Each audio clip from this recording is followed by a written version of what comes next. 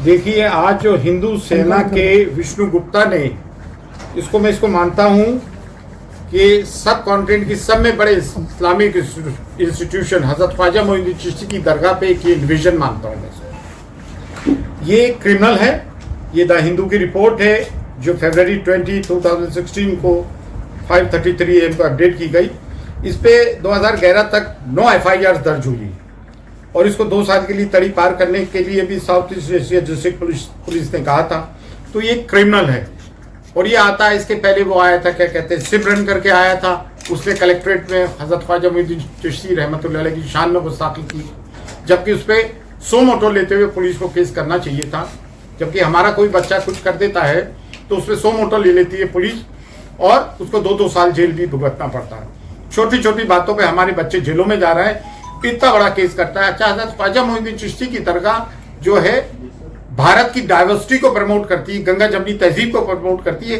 हर धर्म जाति के लोग यहाँ आते हैं, बट प्राइमरली ये सब कॉन्टिनेंट का सब में बड़ा इस्लामिक इंस्टीट्यूशन है। ये कोई खेल तमाशा या मजाक नहीं है। इसको मजाक कतई तौर से ना समझा जाए और ये रोज रोज की इस तरह की चीजों को हम बर्दाश्त कतई तौर से नहीं कर सकते। हमको फॉर ग्रांटेड ना लिया जाए।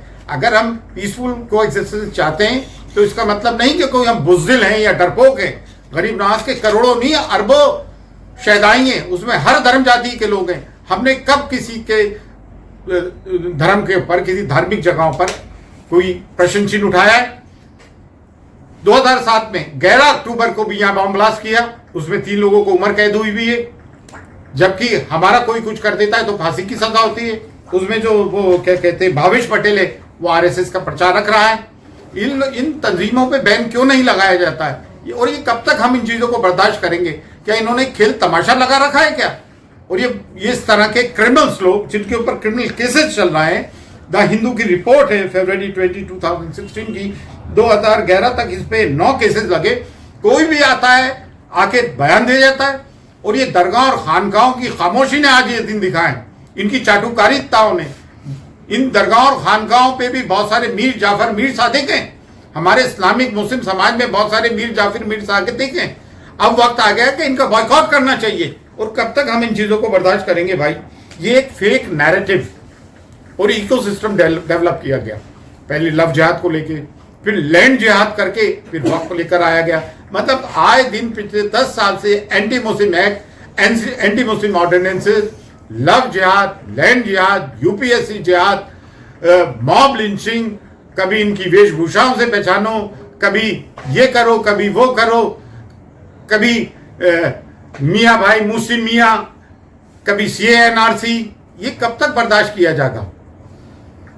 और मुझे कुछ पूछना है तो बहुत सारी बातें भाई, हम इसको, जैसे सिमरन गुप्ता है, नुपुर जय शर्मा है, अमित देवगन है, इन पे हमने ऑलरेडी केसेस कर रखे।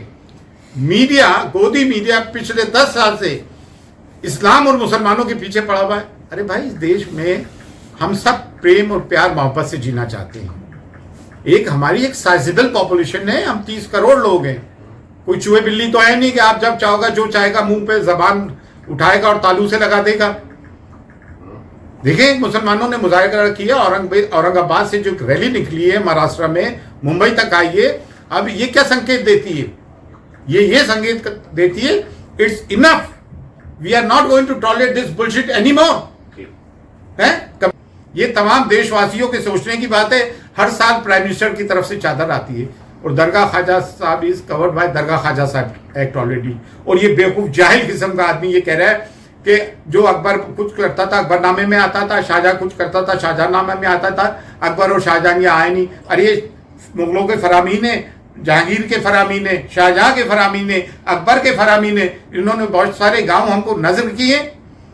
ये चाटुकार जो दरगाह और खानगाहों पे बैठे में खामोश रहते हैं, आज उनके नताइज सामने आ रहा है।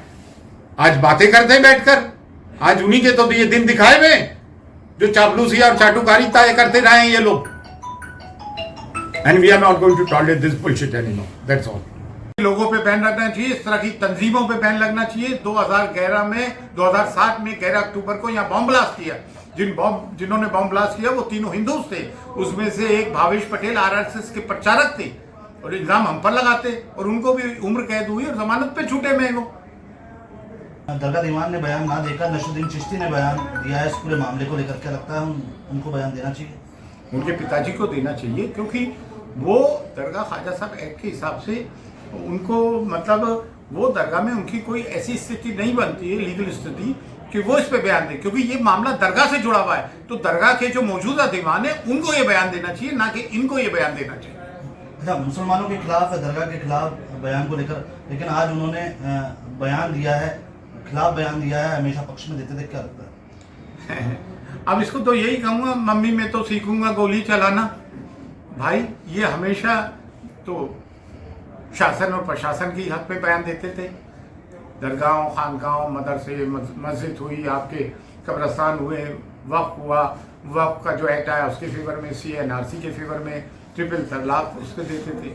आज दरगाह पे बात हुई तो बोलना पड़ रहा है, मजबूरी है इनकी बोलना, लेकिन हम वेलकम करते हैं, चलो कुछ तो बोले। लेकिन दरगाह दीवान साहब को इस पर स्टेटमेंट देना चाहिए था, उसकी बात अलग होती। पिछले 10 साल से इस किस्म का माहौल चला हुआ है, इट्स नथिंग न्यू।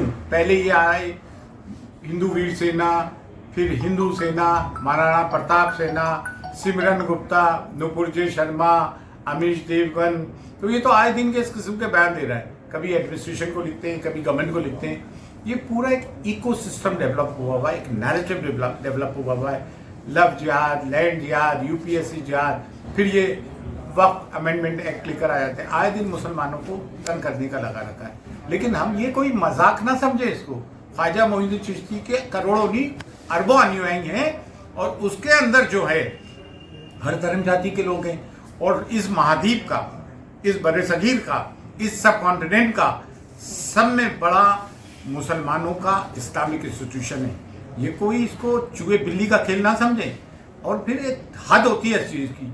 अगर हम पीसफुल को एक्सिस्टेंस चाहते हैं तो इसका मतलब ये नहीं कि कोई हम बुज़दिल हैं, डरपोक है, जब जबान उठाई तालू से लगा दोगे आप, and we are going to tolerate this nonsense forever. Every day is not Sunday. कभी 2.5 दिन का दरगाहें, खानगाहें, मदारिस, लव जिहाद, मॉब लिंचिंग, प्राइम मिनिस्टर कहते हैं वेशभूषा से पहचानो, वो कहते हैं कि बटोगे तो कटोगे, मियाँ मुसलमान। ये एक रोज का तमाशा हुआ है। ये देश के हित में नहीं है। ये अपने आप को देशभक्त कहते हैं। ब्रिटिश पीरियड में सब में ज्यादा कुर्बानियां मुसलमानों की थी। इंडिया गेट पे नाम देख ले, मोर देन 37,000 है। जब उस वक्त भी हम माइनॉरिटी में थे, इन्होंने तलवे चाटे, ब्रिटिश हुकूमत को माफीनामे लिख के दिए, और आज अपने आप के वीर लगाते और देशभक्त बनते। ये देश को खराब करने की स्थिति पैदा कर दी है इन्होंने।